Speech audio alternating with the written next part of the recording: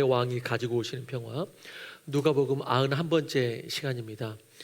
지금까지 누가복음 이전 한 3시간 정도를 예수님께서 십자가를 지시기 위해 예루살렘에 올라가시는 도중에 여리고에서 있었던 일들을 3번 정도 보았고요.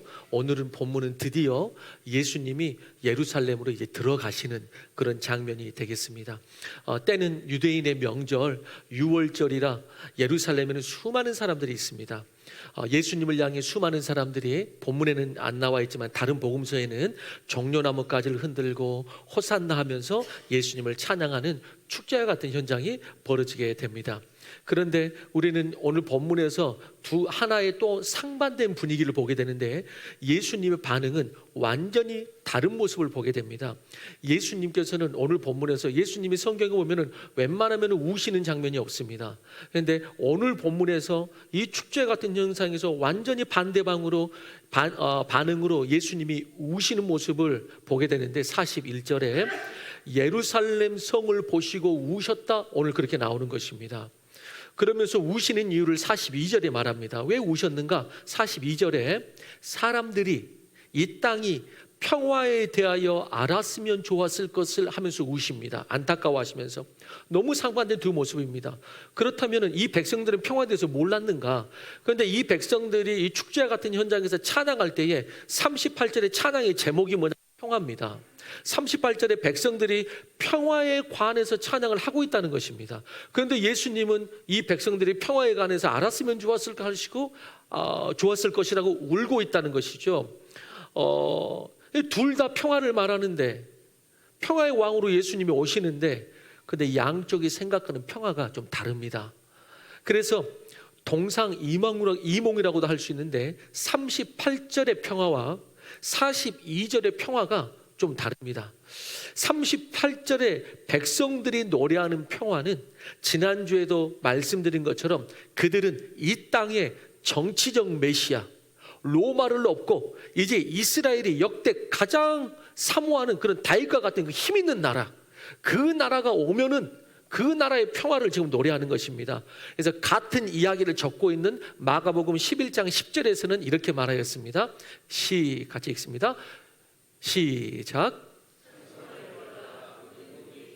다윗의 나라여 가장 높은 곳에 호산나 하더라. 그들은 이 땅의 나라를 원하되 역대 다윗의 나라 같은 가장 힘있는 나라가 다시 재현됐으면 좋겠다 라는 마음으로 그 정치적 메시아, 이 땅의 메시아, 이런 걸로 바라봤던 것이죠. 그렇게 평화를 논하는 백성들을 보고 예수님은 오히려 슬피 우시면서 너희들이 평화에 관해 알았더라면 좋았을 것을 이렇게 하시면서 너희들 눈이 평화를 노래하고 있지만은 너희들이 그것을 제대로 못 보고 있구나, 지금 이러고 있는 것입니다. 여러분, 그렇다면 진정한 평화가 뭔가? 뭐길래 그런가? 진정한 평화가 무엇일까요? 오늘 본문에서 예수님이 예루살렘을 그래서 입성하시면서 보게 되는 주제가 이 기쁨과 슬픔 사이에, 이 기쁨과 슬픔 사이의 주제가 뭐냐? 지금 평화라는 것이죠. 이 평화의 주제입니다. 사실 이 주제는 온 인류가 역사 속에서 가장 이슈가 되고 바라보던 주제예요. 지금도 전쟁이 끊이지 않을 뿐더러 가장 온 인류가 역사에서 끊임없이 바라보는 주제예요. 그리고 우리 개인의 인생 또한 굴곡 많은 인생들이 바라보는 가장 큰 주제입니다. 평화라는 주제가. 그리고 여전히 이 주제를 온 인류가 역사 속에서 항상 이 주제를 가지고 있지만 본문처럼 평화를 바라보는 이 차이가 여전히 그리고 계속됩니다. 이 차이가 항상 있습니다.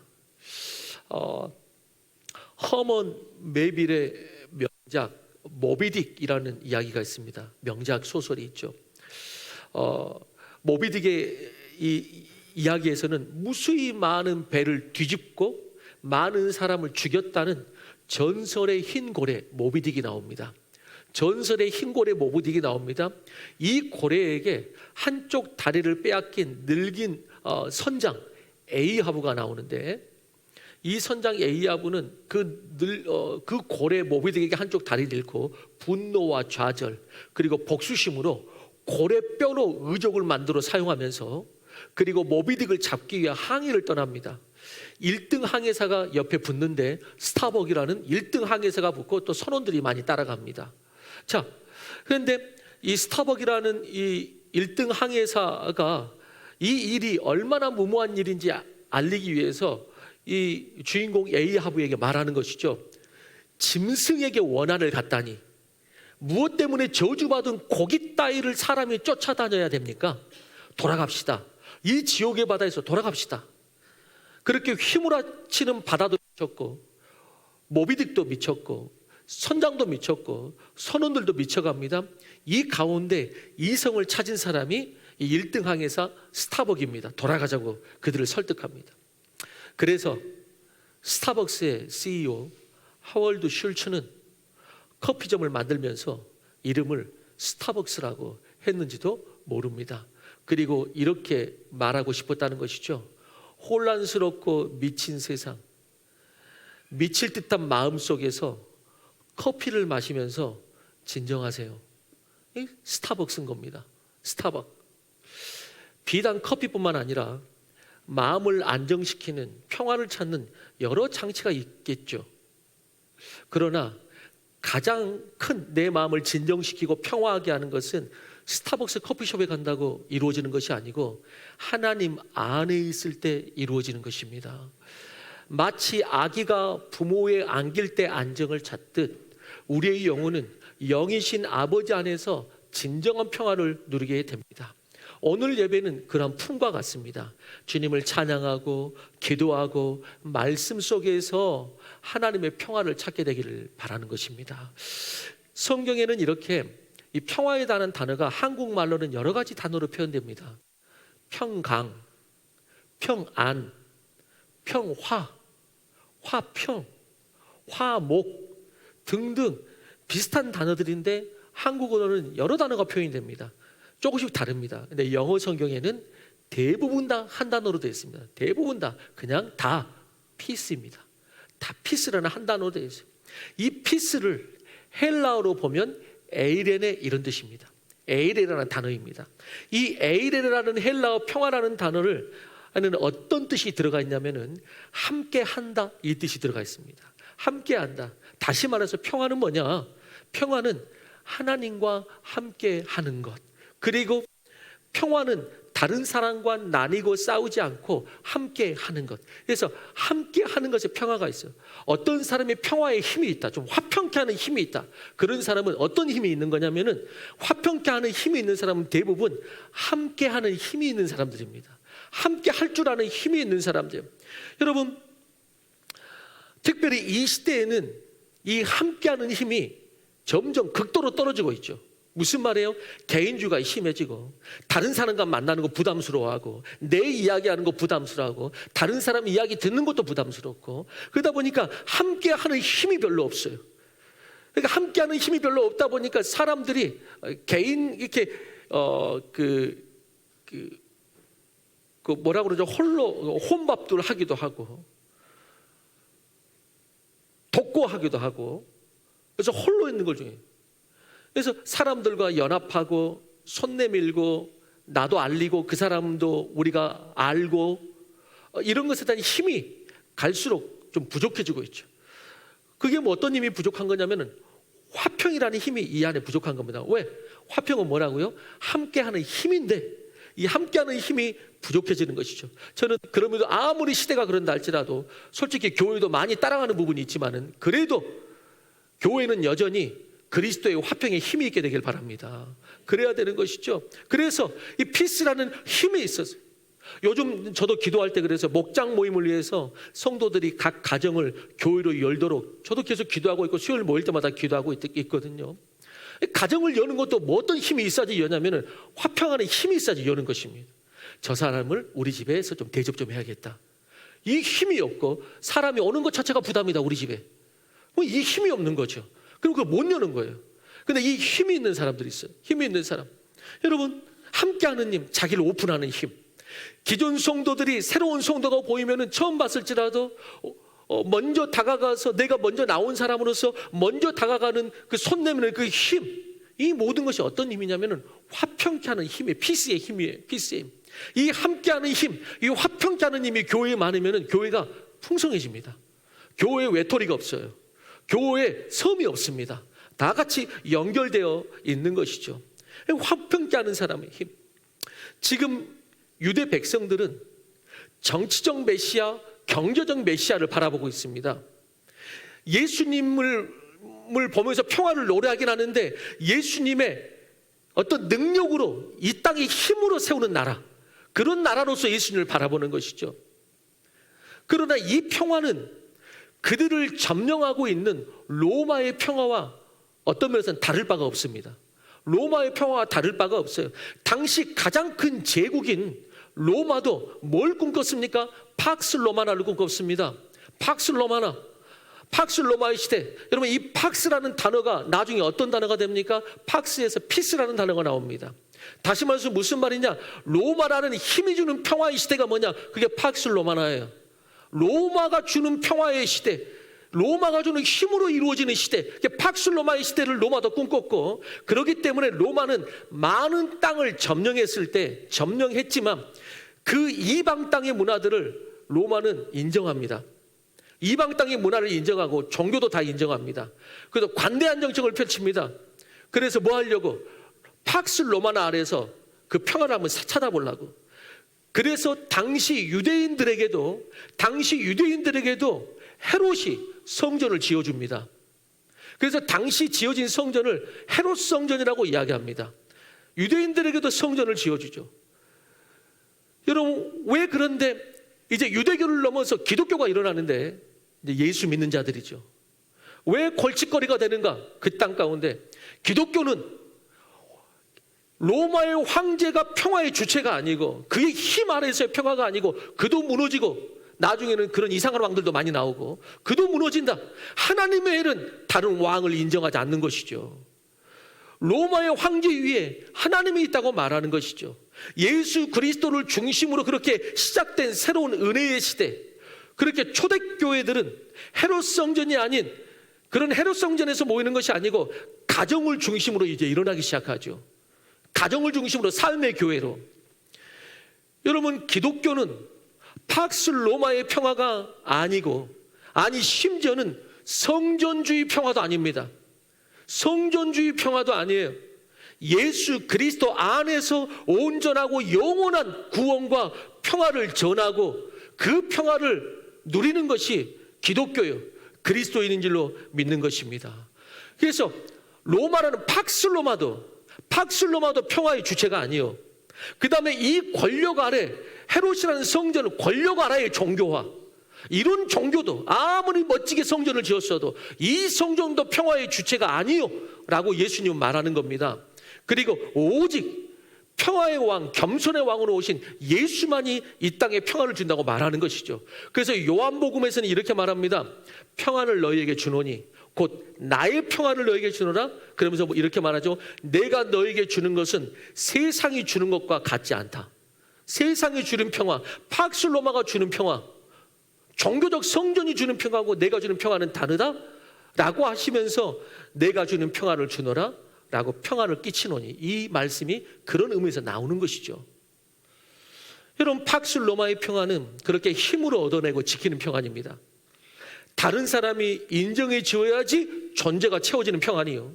세상과 어느 정도 타협해야지 내가 이 땅 가운데 잘 살 수 있다고 생각하는 평화요. 그러나 그 평화, 로마의 평안이 얼마나 같습니까? 여러분, 우리가 이미 알고 있듯이 로마의 평안은 우리가 알듯이 무너졌습니다. 이미 무너졌어요. 로마의 황제도 그 황제가 뭐라고 평안을 줍니까? 우리가 역사 속에서 알고 있는 내용들이 있듯이 로마의 황제도 지가 미쳐가지고 도시에 불을 지르고 그것을 누군가에게 덮어씌우기 위해서 기독교인들에게 덮어씌워서 기독교인들을 말살하려는 그런 역사적인 일들도 있고, 그러나 결국 로마도 무너집니다. 팍스 로마의 평화는 우리의 영혼을, 이 땅을 진정으로 평안케 하고 자유케 할 수 없다는 것이 그냥 역사 속에서 이미 결과로 다 나와 있는 것입니다. 그런데 지금도 많은 사람들이 또 다른 팍스 로마의 꿈을 꾸고 있는 사람들이 많습니다. 또 다른 팍스 로마의 평화를 쫓아간다는 것입니다. 나에게 힘만 있으면, 나에게 돈만 있으면 내가 조금 더 잘 살고 평화롭고 이런 일도 없고 나에게 학벌만 있으면 탄탄대로, 심지어는 교회도 이런 팍슬로마적 꿈을 꾸기도 합니다. 지금 예수님을 따라가는 자들이 예수님을 따라가고 찬양하면서도 진정한 예수 그리스도의 평안을 모르고 이걸 노래하고 있는 것입니다. 예수님은 그런 그들에게 너희들이 진짜 평화를 오늘날 알았으면 좋았을 것을 라고 말하면서 울고 계시는 것입니다.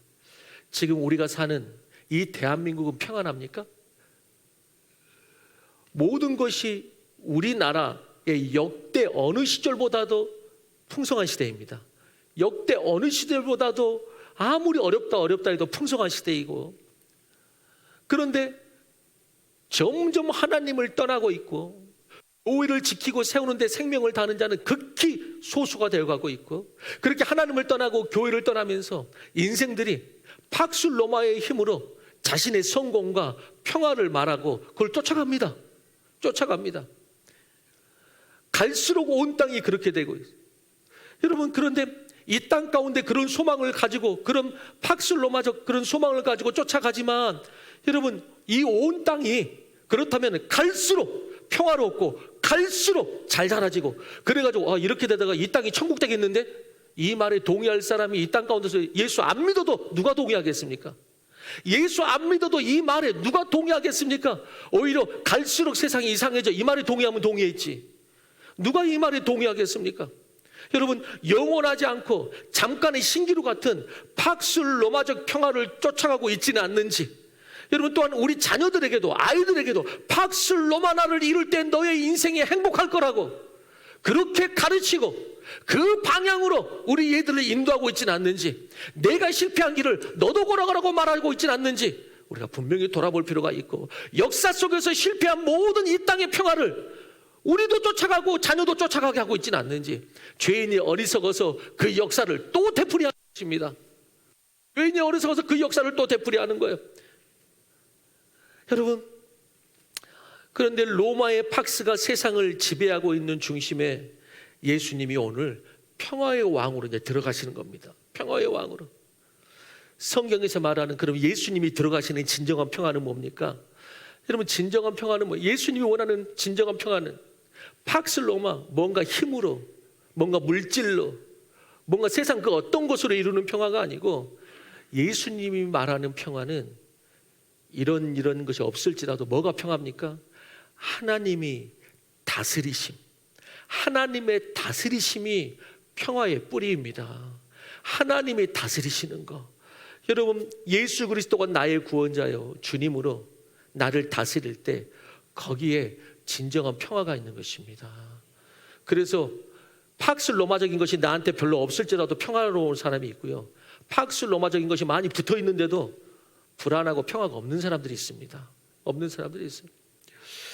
바울과 베드로는 인간적으로 보면 참 불안하고 핍박받고 항상 움직이면서 복음 전하고 돈을 많이 벌 수 있는 직업은 더더군다나 아니고, 세상이 말로 하는 그런 평화는 전혀 아닙니다. 세상이 말하는 그런 평화는 전혀 아니에요. 그런데 사도 바울은 감옥에서 오히려 바깥에 있는 성도들에게 주 안에서 기뻐하라고 말하는 그 평안이 있는 것입니다. 돌에 맞아 죽으면서도 스테반의 얼굴이 천사와 같았다 하는 그 이해할 수 없는 평안이 있습니다. 풍랑 속에서도 고요히 주무시는 예수 그리스도의 그 평화라는 게 있습니다. 그 평화를 아는 자들이 그리스도인들이요, 그 평화를 아는 자들이 예수를 이용해서 팍슬로마 좀 더 해보려고 하는 그리스도인들 참 많죠, 이 땅 가운데. 예수를 이용해서, 예수 믿는 것도 세상의 힘 하나로 추가해서 팍슬로마적 내 인생을 해보려고, 오늘 본문에 이런 평화를 말하는, 오늘 본문에 예수님과 다른 평화를 노래하는 백성들 지금 이 시대에도 많죠. 교회 안에도 많을 수 있죠. 교회 안에도 많을 수 있죠. 여러분, 요즘 뉴스에서 계속 나오는 것이 이스라엘과 이란의 전쟁이죠. 강대강으로 계속 격하며 사망자가 늘고 있죠. 이것이 3차 대전까지 가는 거 아닌가 극단적인 예측도 하기도 하고, 또 이것을 놓고 이 편에서 저 편에서 각각 보는 시각이 다르죠. 여러분, 이란이 구약에서 보면 이란이 어디입니까? 이란이 구약에서 어디예요? 이란 그 땅, 그 민족이 메대와 파사죠. 메대 파사국이 있었습니다. 처음에는 메대였죠. 그런데 메대가 파사에게 점령당하면서 이 나라의 이름을 메대 파사라고 이렇게 하죠. 그러다가 나중에는 한 이름으로 정하자. 그래서 정한 것이 페르시아입니다. 페르시아. 그래서 이란 이거 올라가면 어디입니까? 페르시아죠. 페르시아. 그것이 바로 지금 이란인데, 여러분, 지금 이란은 이슬람 국가이고 이스라엘은 유대 국가입니다. 이슬람 국가, 유대 국가. 여러분, 한편으로는 이상하죠. 이슬람도 유대교도 다 뭘 믿냐면은 하나님을 믿습니다.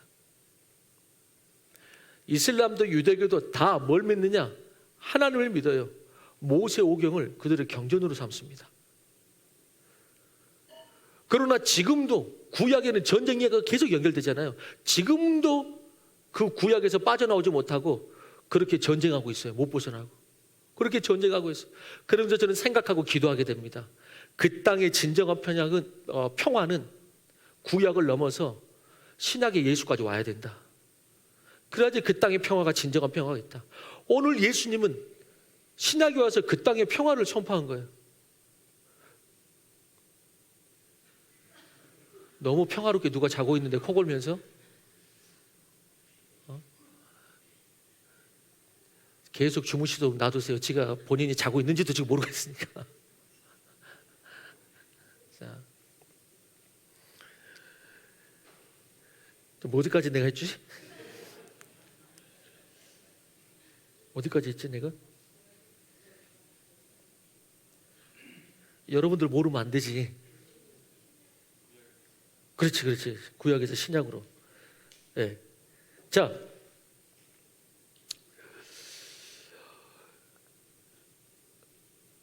예수님도 그 땅 가운데 2000년 전에도 그 땅 가운데 오셔가지고 그렇게 말하는 것이죠. 이 땅에 아무리 팍스 로마가 지배해도 진짜 평화가 있었으면 좋겠다 라고 하는 것입니다. 여러분, 이 땅에 팍스 로마적 평화에 속지 않게 되길 바랍니다. 이 땅에 진짜 평화가 있어야 돼요. 그 팍스 로마적 평화 따라가다가 나중에 큰일 납니다. 나중에 큰일 나요. 자, 그렇게 2000년 전에도 그 땅의 이 평화에 대해서 알았으면 좋았을 것을 하면서 우시듯이, 여러분, 지금도 그 땅의 전쟁을 보면서, 지금도 그 땅을 보면서 예수님께서 지금도 우시지 않을까요? 그 땅을 보면서 지금도 아마 우실 거예요. 여러분, 진정한 평화는 지금의 전쟁과 힘으로 얻어지는 평화가 아니고 오늘 본문에 겸손의 왕으로 오신 예수 안에서 평화가 있는 줄로 믿습니다. 여러분, 그래서 기도할 때 그렇게 해주세요. 주님, 그 땅이 구약을 넘어 신약의 예수까지 오게 하여 주옵소서. 그래야지 평화가 있게 되는 것이죠. 본문의 예수님은 백성들의 바람대로 로마를 엎으려고 했으면 얼마든지 엎으실 수 있습니다. 그러나 겟세마네 동산의 예를 들어보십시다. 겟세마네 동산에서 마지막 기도를 하실 때도 로마 군병들이 예수님을 잡으러 오죠. 그때 베드로가 칼을 빼서 그들 중 한 명의 귀를 자르죠. 이때 예수님은 칼을 집어넣으라고 하시면서 내가 지금 원하면 천군 천사들을 불러가지고 내가 이것을 싹 쓸어버릴 수 없어. 싹 쓸어버릴 수 있다. 그러나 그렇게 하면 어떻게 하나님 나라가 오겠느냐. 그런 식으로는 하나님의 나라가 오지 않는다. 네 칼을 집어넣어라 라고 하시고 순종과 겸손으로 십자가의 길을 걸어가시는 것을 보게 되는 것입니다. 예수님은 팍스 로마의 군대처럼 전쟁의 영웅처럼 예루살렘을 입성하는 것이 아니라 어린 나귀를 타고 그래서 입성하십니다. 우리는 여기서 이 땅이 진정한 평화를 가져오시는 왕이 어떤 왕이야, 어떤 왕만이 평화를 가지고 올 수 있느냐를 보게 됩니다. 겸손의 왕만이 평화를 가지고 오십니다. 성경에 어린 나귀를 타고 오신다는 말이 520년 전에, 이 시점으로부터 520년 전에 기록되었는데 어린 나귀를 탄 이유를 명확하게 말합니다. 스가랴서 9장 9절입니다. 같이 읽어보겠습니다. 시작.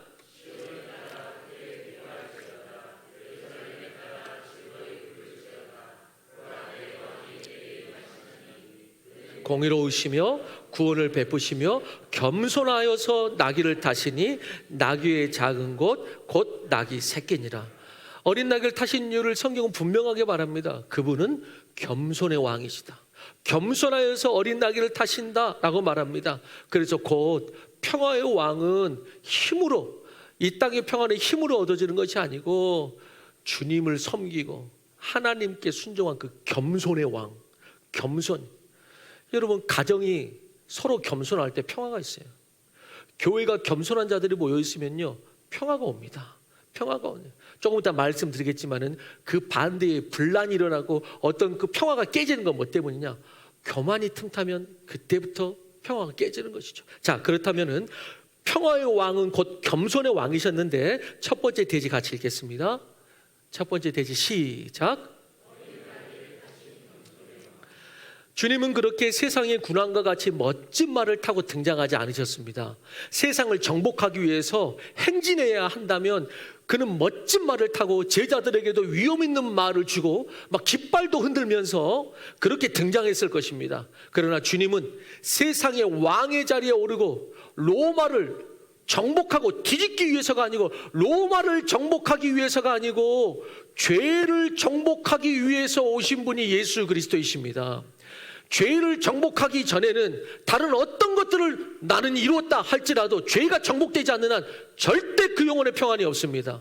나는 이런 것도 정복했고, 대학도 정복했고, 나는 직장도 내가 원하는 거 정복했고, 나는 이런 걸 정복했다 라고 할지라도 죄를 정복하지 않는 한 절대 평안은 없습니다. 오늘 예수 그리스도께서 그렇게 힘으로 정복하지 않는 이는 뭘 정복하기 위해서? 죄를 정복하기 위했기 때문에 겸손의 왕으로 이 땅에 오신 것입니다. 그렇게 두 사람도 탈 수 없는 어린 나귀를 타시고 입성하시는 것이죠. 예수님은 지금도 마찬가지입니다. 예수님은 지금도 여전히 어린 나귀를 타고 우리의 가정에, 교회에, 내 삶 가운데 들어오십니다. 양손에 검도 없으시고 황금 주머니를 차고 우리 집에 들어오시나 뭔가 주시려고, 축복하려고 그런 것도 없습니다. 그리고 우리에게 묻는 것이죠. 나는 양손에 검도 없고 황금 주머니를 차고 들어가는 것도 아니다. 그래도 나를 영접하겠느냐? 주님께서 물으십니다. 그래도 나를 영접하겠느냐?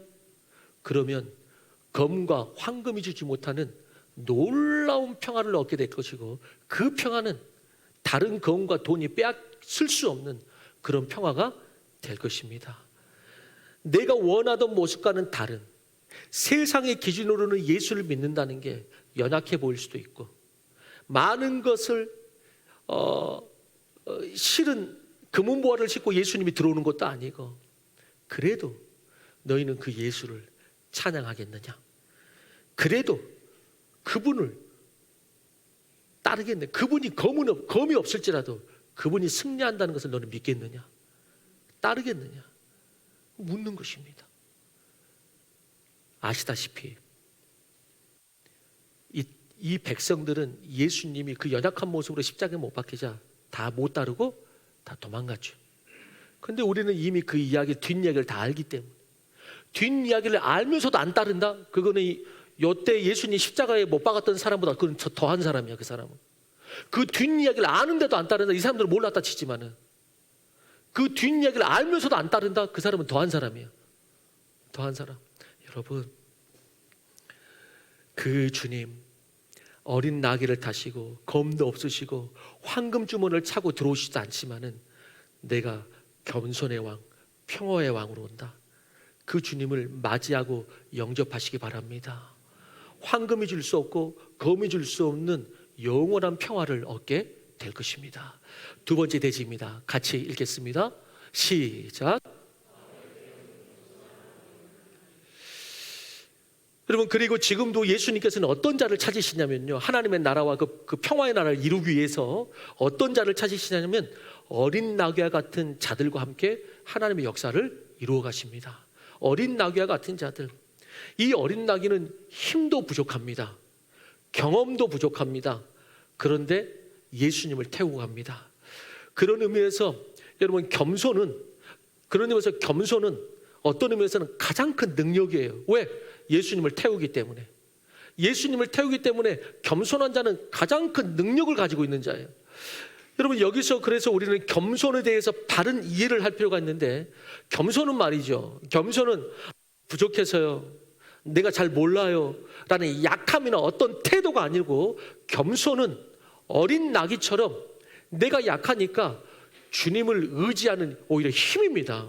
내가 약하니까 주님을 의지하는 힘이에요. 내가 약하다 거기에 머무는 건 겸손이 아닙니다. 그거는 교만의 또 다른 측면일 수 있습니다. 진짜 겸손은 그냥 내가 못해서요, 내가 약해서요, 그런 태도가 아니고 어린 나귀처럼 주님을 태우고 함께하는 그 힘. 겸손은 그래서 주님과 함께라면 어디든지 무엇이든지 두려워하지 않고 내가 나아갑니다. 이 힘이, 그게 겸손입니다. 이 힘이 겸손이에요.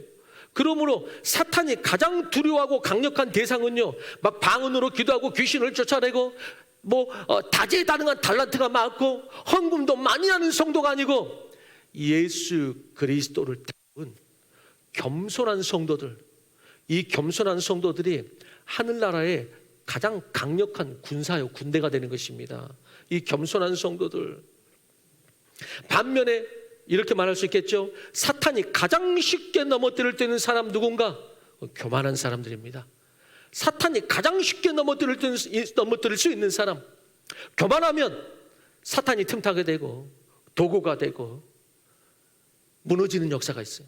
여러분, 교만은 하나님과의 관계도 막히고 사람과의 관계도 막히죠. 그래서 항상 사탄은 교만의 문을 통해서 들어오고 하나님은 겸손의 문을 통해서 들어오죠. 어떤 사람이 그런 의미에서 이렇게 말할 수 있어요. 어떤 사람이 너무 자주 넘어진다, 너무 자주 시험에 든다, 내 안에 있는 감정도 너무 은혜로 왔다가 한마디에 갑자기 은혜가 확 떨어져 버리고 너무 왔다 갔다 한다, 내 안이. 여러분, 그것은요, 누구 때문도 아니고 환경 때문도 아니에요. 내 교만 때문에 사탄이 나를 크고 작은 것에 너무 쉽게 틈타는 것 아닌가 하고 분명히 생각해 볼 필요가 있습니다. 분명히 생각할 필요가 있어요. 이 교만이 너무 나를 이렇게 교만 때문에 자주 넘어지는 거 아닌가. 연약할지라도요, 내가 연약하니까 나는 예수밖에 없다라고 중심이 딱 있으면은 잘 이게 부안해동 안 합니다. 부안해동 안 해요. 그런데 오히려 교만하니까 처음에는 강하게 보일 수 있죠. 그런데 이상하게 자주 넘어져. 오늘은 또 왜 기분이 안 좋은지 또 기분이 안 좋아 있고, 내일은 또 회복하가 갔다가 모레는 또 안 좋고. 너무 그런 거는 그 사람이 약하기 때문이 아니에요. 어떤 의미에서는 그 사람이 약하기 때문이 아니고, 그 사람이 하나님보다 자기 중심이 너무 강한 사람이에요. 그게 감정이 됐든 의지가 됐든 하나님보다 자기가 너무 강한 사람이에요. 근데 하나님 앞에 죽고, 주님, 나는 안 됩니다. 주님 앞에 딱 들어가면 오히려 약한 것 같지만 그 사람이 아주 강한 사람이에요. 그래서 겸손한 사람은요, 잘 안 흔들려요. 겸손한 사람은 잘 안 흔들려요. 그래서 뭐가 있는 척하고 이렇게 하는 사람들은 오히려 잘 흔들려요. 잘 흔들려요. 여러분, 그렇다면은, 그래서 이제 성경은 교만은 넘어지면 앞잡이라고 했는데, 이렇게 겸손한 어린 나귀로 예수님을 태우기 위해 먼저 필요한 것이 있습니다. 겸손한 어린 나귀로 예수님을 태우기 위해 먼저 필요한 것이 있다면 당연히 뭐겠습니까? 예수님을 태울 수 있도록 먼저 나의 안장에 올라와 있는 것을 비우는 겁니다. 비우는 거예요. 이미 다른 짐이 실어져 있고 다른 사람을 예수님보다 우선하여 내 삶에 태우고 있다면, 내 삶의 윗자리에 다른 사람보다 우선하여 그를 태우고 있다면은 여러분, 예수님이 타실 수가 없죠. 그게 옆에 있는 부부일 수도 있고요, 그게 자녀일 수도 있습니다. 그를 먼저 태우고 있는 거예요. 그러니까 예수님이 탈 자리가 없는 거예요.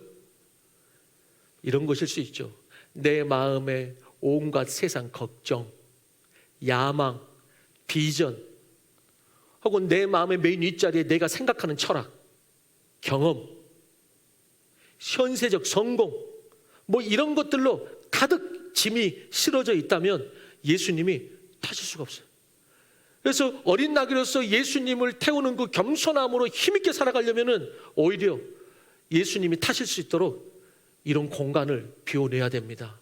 이런 것들을 주님 앞에 내려놔야 되는 것이죠. 예수님을 태우기 위해 겸손한 나귀 위에, 그래서 먼저 내 등에 실어져 있거나 내가 쥐고 있는 거 있죠. 그거 내가 쥐고 있는 것들 먼저 내려놔야 됩니다. 그거 내려놓지 않으면 예수님이 타실 수가 없는 거죠. 이런 거하고 똑같습니다. 우리가 이 에스컬레이터를 이렇게 백화점 같은 데 가서 이렇게 에스컬레이터를 타게 되면은 이제 에스컬레이터가 올라갑니다. 그러면 의자가 올라가요. 그리고 옆에 있는 손잡이도 함께 올라갑니다. 그러면 여러분도 경험해 보셨을 거예요. 뭘 경험하냐면은 이 의자도 에스컬레이터가 올라가고 옆에 있는 손잡이도 이제 올라가는데 움직이는데 보면은 이 둘이 속도가 안 맞아. 이 둘이 속도가 안 맞아. 이렇게 계단을 타고 이걸 딱 짚으면은 같이 올라가야 되는데 나는 이걸 개발한 사람들이 이 정도 개발했으면 이 속도도 못 맞추나 그런 생각을 하는데 이렇게 있으면 여기 가야지.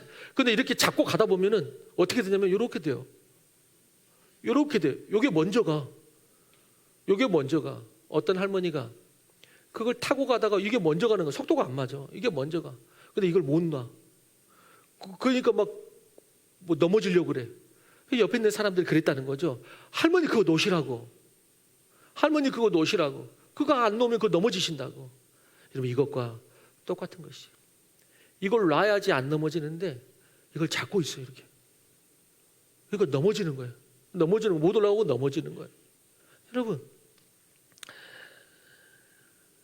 지금도 주님께서는 그래서 우리에게 말씀하세요. 네가 가지고 있는 그 짐들, 네가 붙잡고 있는 그것들 놓으라고 말씀하세요. 그리고 어떻게 오라고? 어린 나귀처럼 오라고. 그럼 내가 너와 함께 할 것이라고 이야기하는 것이. 내가 네 등에 타서 내가 너를 인도해 가겠다고 하시는 것이. 그런데 어린 나귀가 아니고 어른 나귀로서 이것저것 너무나 많은 것들을 싣고 있는 거예요. 그래서 예수님의 탈 자리가 없는 것이죠. 여러분 그러다 넘어지십니다. 빨리 손을 놓으시기를 주의 이름으로 축원합니다.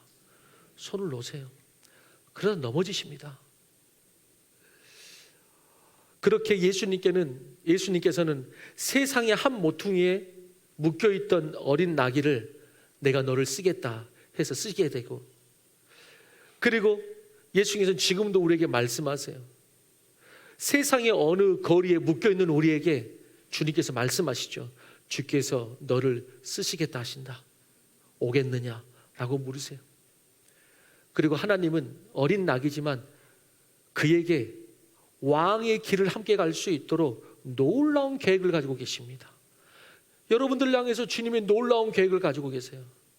여러분들이 뭐 할 수만 있다면 에스컬레이터 손잡이 놓고 거리에 묶여있는, 세상의 거리에 묶여있는 나에게 주님께서 널 쓰시겠다 그런다, 오라 라고 말할 때 부족하고 연약한 어린 나귀 같지만은 주님 나는 어린 나귀와 같습니다. 부족하고 연약합니다. 그러나 당신께서 쓰시겠다 하시니 내가 나아갑니다. 그럼 그때부터는 주님께서 내 등에 타셔서 역사하시는 것입니다. 여러분 주님을 그렇게 앉혀야 돼요. 차동엽 저서에 희망의 귀환이라는 책에 한 의자의 법칙이라는 게 있습니다. 한 의자의 법칙, 이런 내용입니다. 사람의 뇌는 동시에 두 가지 반대 감정을 가질 수 없다. 곧 사람의 머리에는 오직 한 의자만 놓여 있어서 여기에 절망이 먼저 앉아버리면 희망이 함께 앉을 수가 없고, 반대로 희망이 먼저 앉아버리면 절망이 함께 앉을 수가 없다 라고 말하면서 의자 하나에는 한 사람만 앉을 수 있다. 그래서 한 의자의 법칙이다 이렇게 말했어요. 여러분 우리 마음은 의자와 같습니다. 어린 나귀는 한 사람밖에 못 앉습니다. 주님께서 마차를, 큰 말을 막 두세 명 태우고 막 이런 거 부르지 않았습니다. 딱 한 사람 탈 수 있는, 딱 한 사람 탈 수 있는, 겨우 탈 수 있는 그 어린 나귀를 부르세요. 여러분 이 마음의 의자에 낙심이 앉아 있으면 평화가 올 수 없고, 반대로 평화가 앉아 있으면 낙심이 오질 못합니다. 낙심이, 만약 평화가 90이 있다 그럼 낙심이 10이 들어오는 것이죠. 하늘의 평화가 충만할수록 그 한 의자의 법칙, 다른 것이 앉을 수가 없어요. 여러분 예수 그리스도, 여러분 내 삶의 의자는 여러 가지가 아닙니다. 내 삶의 의자는 여러 개가 아니에요. 내 삶의 주인의 의자는 오직 하나밖에 없습니다. 예수님께서 오직 한 사람만 탈 수 있는 어린 나귀를 부르십니다. 오직 한 사람만 탈 수 있는 그 어린 나귀를 부르셔요. 여러분들은 그런 의미에서 어린 나귀이십니까? 아니면 이미 내 등에 몇 사람 타고 있는 어른 나귀, 엄청 세상적으로는 능력 있는 나귀, 그런 나귀세요? 주님께서는 그런 나귀를 부르지 않으세요. 주님께서는 어린 나귀를 부르세요. 오직 한 사람만 탈 수 있는, 다른 것이 등에 짐이 없는 그 어린 나귀, 그 영혼을 부르셔서 그 영혼을 통해서 하나님께서는 당신의 일을 지금도 하십니다. 여러분, 주님께서는 여러분 능력 있는 사람 부르는 게 아니에요. 능력 있는 사람 부르는 게 아니에요. 할 수 있다라고 하는 교만한 사람 부르는 것도 아니고, 할 수 없는데요, 이것도 교만의 반대편이에요. 이런 사람 부르는 것도 아닙니다. 연약하지만 주님이 쓰시겠다 하니 자기를 드리는 어린 나귀와 같은 사람, 등에 다른 사람을 태우지 않고 주님만이 타시는 사람, 그런 사람을 주님께서는 지금도 부르시는 것입니다. 여러분, 오늘 이제 말씀을 마무리하는데, 그런 의미에서 이 겸손과 겸손이 만나는 것이죠. 겸손한 왕이신 예수와 겸손한 어린 나귀가, 겸손과 겸손이 만날 때에 그곳에는 평화가 있어요. 그곳은 평화가 있어요. 그런 의미에서 저는 여러분들의 가정이, 부부 사이가 평화가 있게 되길 바랍니다. 뭐 하면은 남편이 부인에게 겸손해야지. 남편이라고 힘쓰려고 그러면 안 되죠. 부인이 남편을 너무 잡으려고 그래도 안 되죠. 서로 겸손하면 가정에 평화가 있는 것입니다. 근데 그 겸손이 어디에서 나오느냐? 겸손이 어디에서 나오느냐? 예수님을 따르는 그 마음에서 나오는 것입니다. 여러분, 오늘도 주님께서 우리를 그렇게 부르십니다. 어린 나귀와 같은 우리에게 내가 너희를 쓰겠다 하십니다.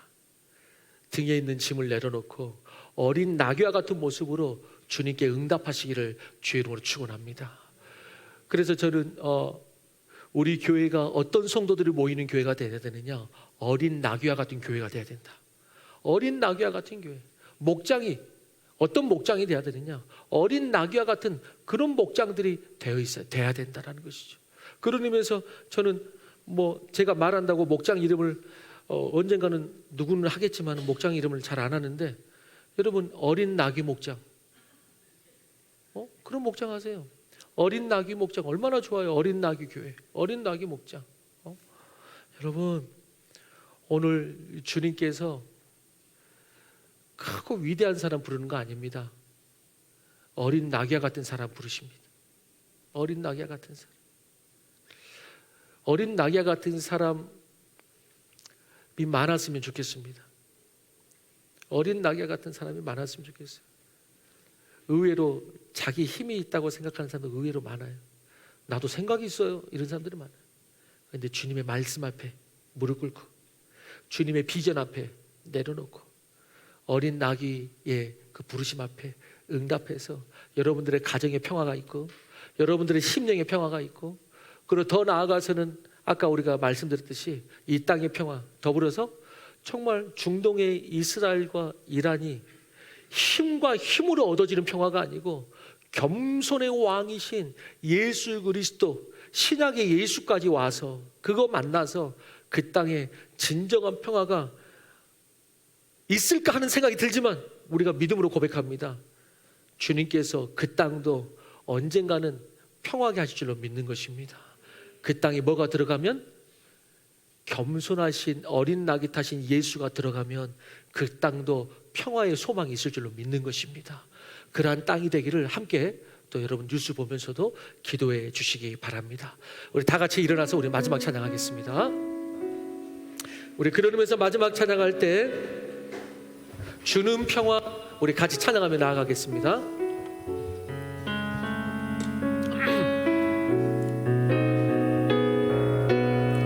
주는 평화, 막힌 담을 모두 오셨네. 주는 평화, 막힌 담을 모두 오셨네. 주는 평화, 주는 평화,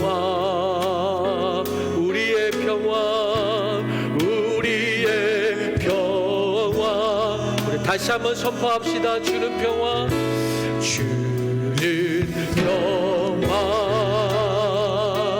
막힌 담을 모두 허셨네.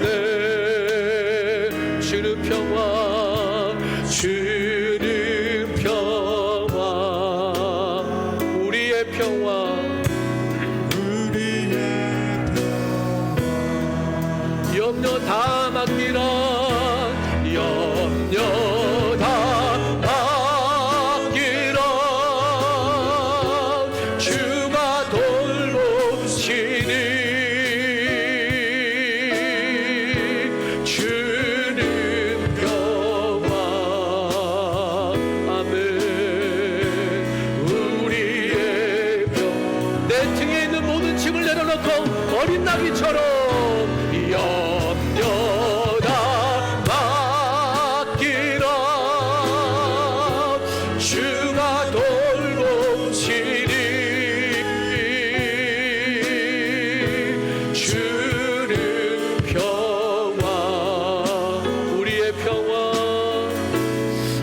우리의 평화. 그렇습니다.